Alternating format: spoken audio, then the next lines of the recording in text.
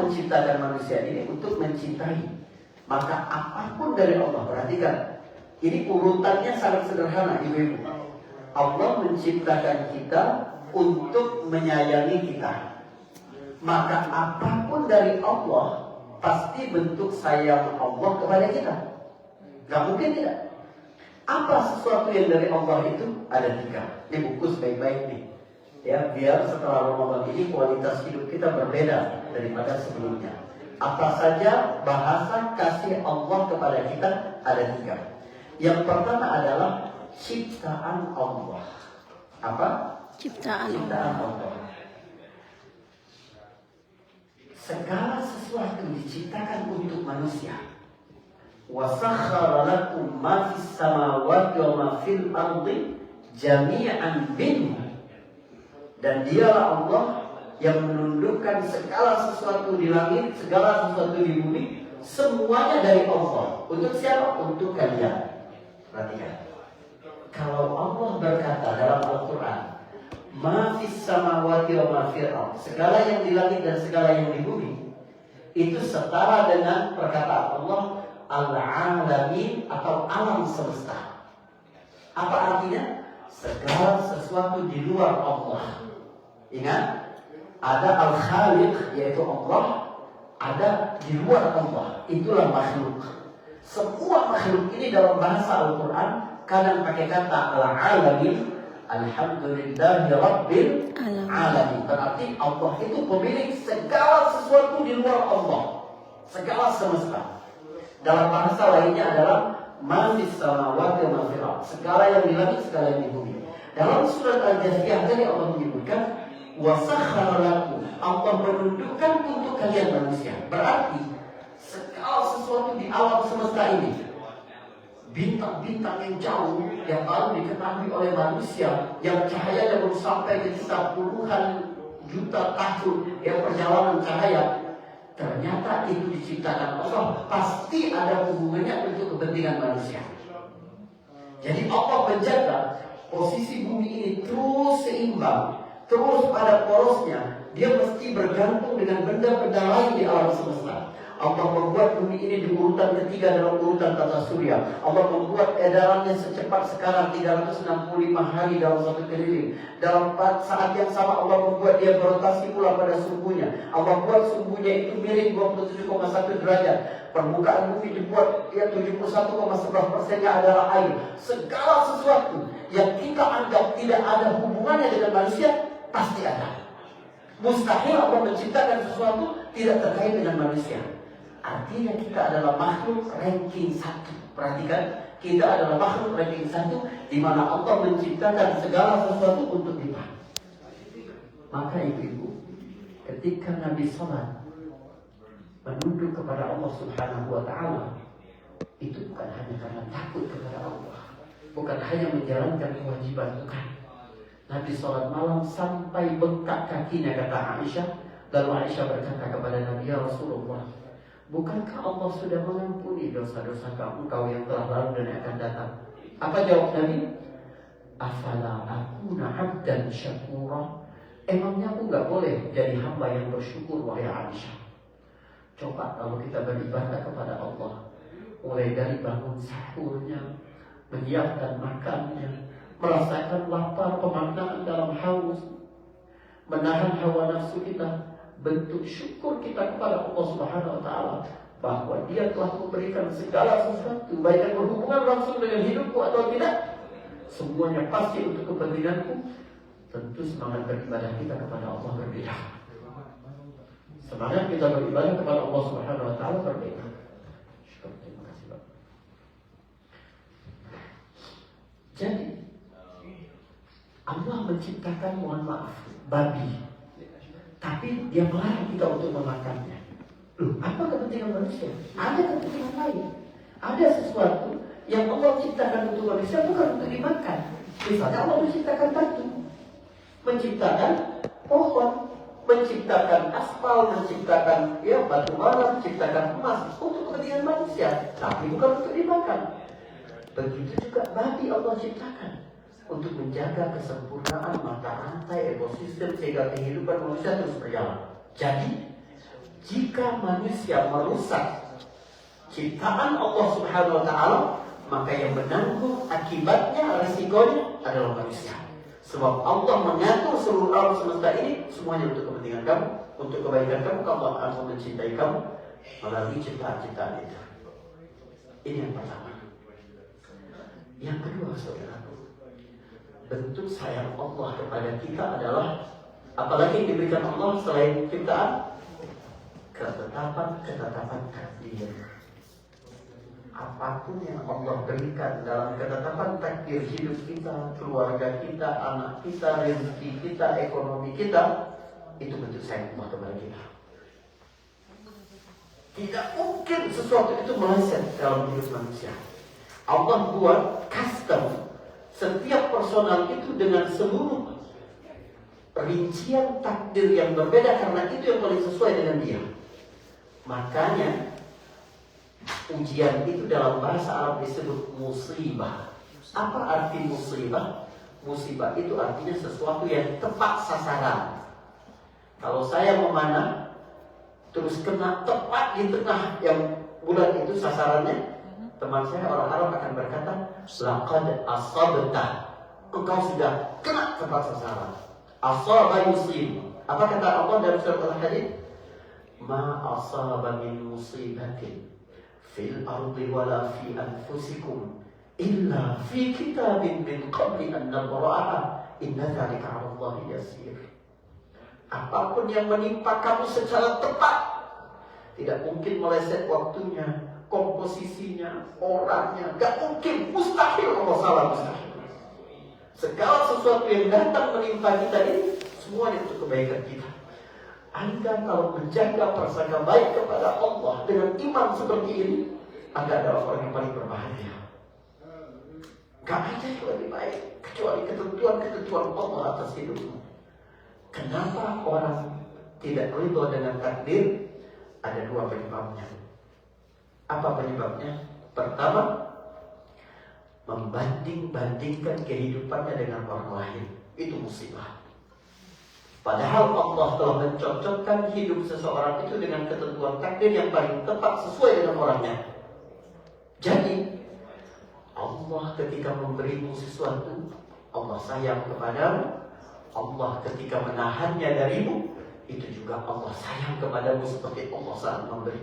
Allah ketika mempercepat sesuatu dalam hidupmu, bentuk Allah sayang kepadamu. Dan Allah ketika menundanya darimu juga bentuk sayang Allah kepadamu. Allah memberikan sesuatu dalam hidupmu, bentuk sayang Allah kepadamu. Allah Subhanahu wa Ta'ala mengurangi dari hidupmu, Allah juga sayang dengan dirimu. Coba kita baca ya. Qulillahumma malikal mulki tu'til mulka man tasha' wa tanzi'ul mulka mimman tasha' wa tu'izzu man tasha' wa tudhillu man tasha' biyadikal khair. Perhatikan.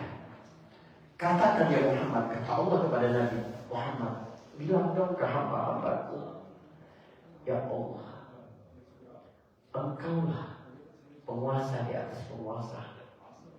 Engkau memberikan kekuasaan kepada yang Engkau kehendaki. Engkau mengambilnya dari orang yang Engkau kehendaki. Engkau mengangkat derajat seorang yang Engkau kehendaki. Engkau merendahkannya dari orang yang Engkau kehendaki. Lalu Allah bilang apa? Biyadikal khair.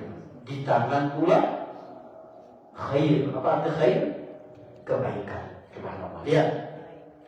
4 aktivitas yang tadi Allah sebutkan, di mata manusia 2 baik, 2 jelek. Iya kan?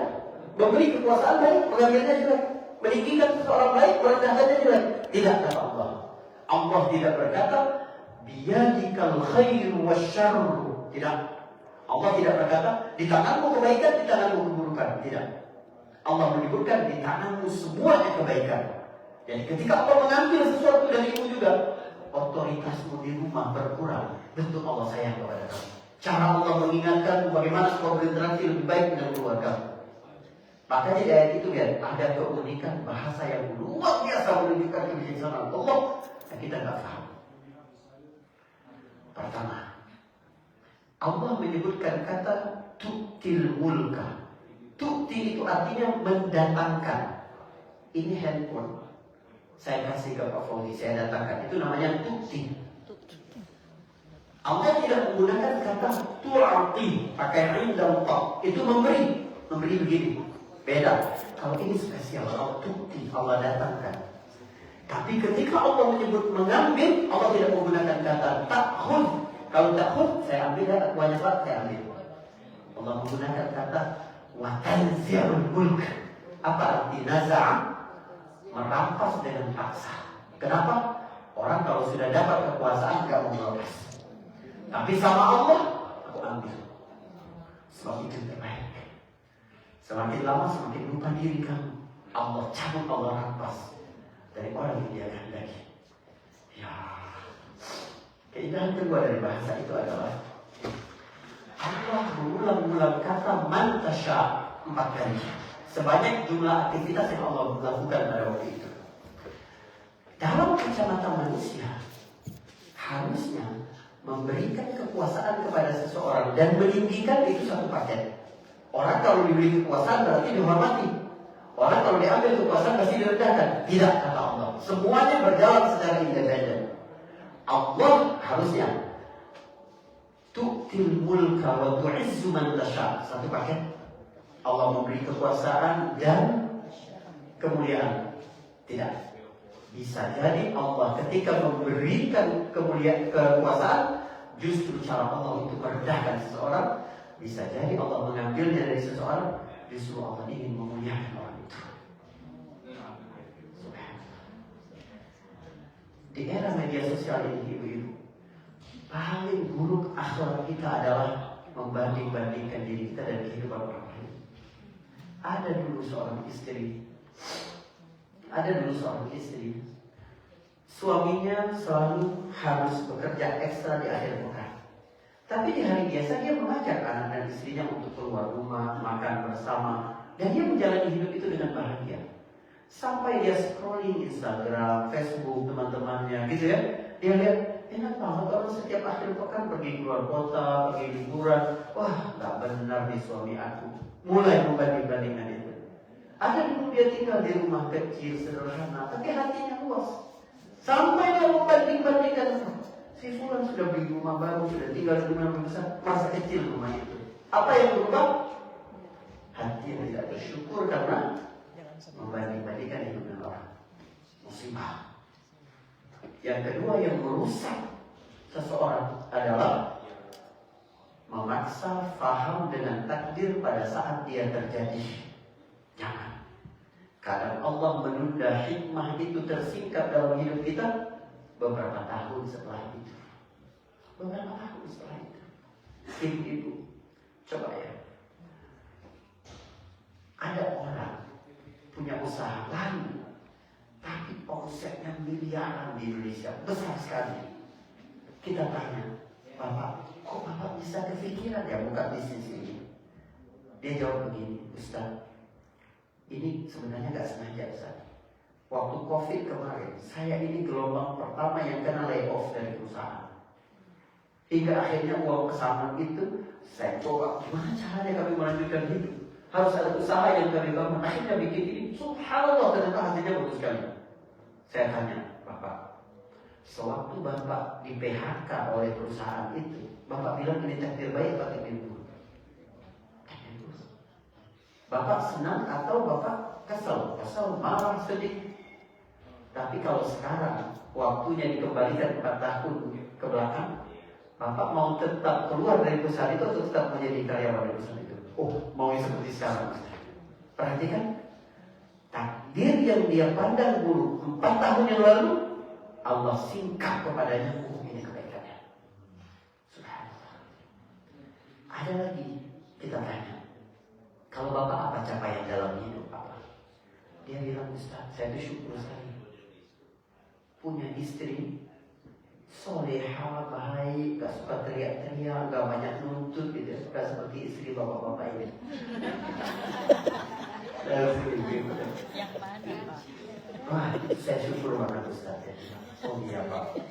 Nabi bilang, ad-dunya mata'un wa khairu mata'iha al-mar'atu salihah. Dunia itu perhiasan paling mahal itu adalah istri yang soleh. Masya Ya. Hati-hati kena pacar istri yang soleh. Kenapa biasa? Saya tanya ke dia, Bapak kenal dari mana nih sama istri Bapak itu? Dia bilang kawan kuliah saya, Ustaz. Oh, kuliah di mana Bapak dulu? Kampus kecil Ustaz, kampus swasta. Padahal saya itu Ustaz paling berprestasi di sekolah saya waktu SMA. Saya ikut tes masuk perguruan tinggi negeri itu sampai 2 tahun. Saya nggak lulus tahun biar bisa masuk. Qadarullah nggak lulus. Saya tanya waktu nggak lulus itu Bapak kesal apa tidak? Protes nggak sama Allah? Protes. Tapi lihat itu cara Allah mempertemukan Bapak dengan bidadari yang sekarang. Subhanallah, luar biasa ya. Jadi banyak hal dalam kehidupan ini yang kita anggap takdir buruk, beberapa waktu setelah itu Allah ungkap itu. Bapak Ibu benar-benar ya, Anda coba catat nanti 3 capaian dalam hidup. Pasti salah satunya itu ada cerita tentang kegagalan di masa lalu yang Anda protes, ternyata ini rahasia Allah bersama. Bentuk sayang Allah yang kedua apa? Takdirnya. Yang pertama tadi apa? Ciptaannya. Yang ketiga adalah apa yang diberikan Allah kepada kita? Syariatnya. Segala perintah yang Allah berikan serta larangan dan aturan-aturan agama bentuk sayang Allah kepada kita semua. Ya. Subhanallah. Apa maksudnya? Bapak-bapak, ibu-ibu, jangan pernah ada pikiran sedikit pun di hatimu Allah mengambil keuntungan dari sujudmu, dari rukumu, dari lapar-laparmu, dari hausmu, dari duhamu, dari infakmu, dari sembelihanmu ketika korban. Gak ada Allah ngambil keuntungan. Ustaz, saya gak bilang begitu. Iya, gak bilang begitu. Tapi kalau kita sudah sholat rajin terus tidak dikabulkan doa kita bilang begini, ya Allah, aku udah sholat, udah puasa. Dalam hati ini, kok aku sudah rajin baca Quran, sudah rajin duha, rajin. Emangnya Allah mengambil keuntungan dari situ? Tidak. Segala yang kau lakukan itu kebaikan yang untuk dirimu. Walaupun kamu tidak paham kenapa Allah syariatkan ini, Allah tentukan hukum begini, Allah haramkan ini, Allah makruhkan ini, Allah wajibkan ini, berat bagi hati, pasti ada kebaikan bagi manusia.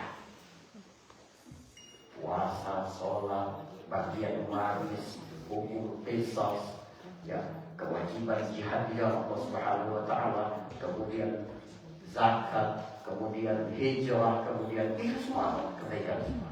Sebab Allah menciptakan kita untuk mencintai kita, maka apapun dari Allah bentuk sayang Allah kepada kita. Ciptaannya, takdirnya, syariatnya. Kalau kamu hidup dalam kesadaran itu, mindfulness hidupmu itu, kamu orang yang paling berbahagia. Gak ada orang yang lebih bahagia dari kamu, gak ada. Kecuali keimanannya lebih baik daripada keimananmu, kenalnya kepada Allah lebih kenal daripadamu. Insya Allah kita beruntung termasuk orang yang mengenal Allah, beriman dengan kebaikannya, dan ridho dengan segala keputusan-keputusan dan syariatnya. Barakallahu fikum. Assalamualaikum warahmatullahi wabarakatuh. Waalaikumsalam warahmatullahi wabarakatuh. صلوا سنة الرجال يا رحمة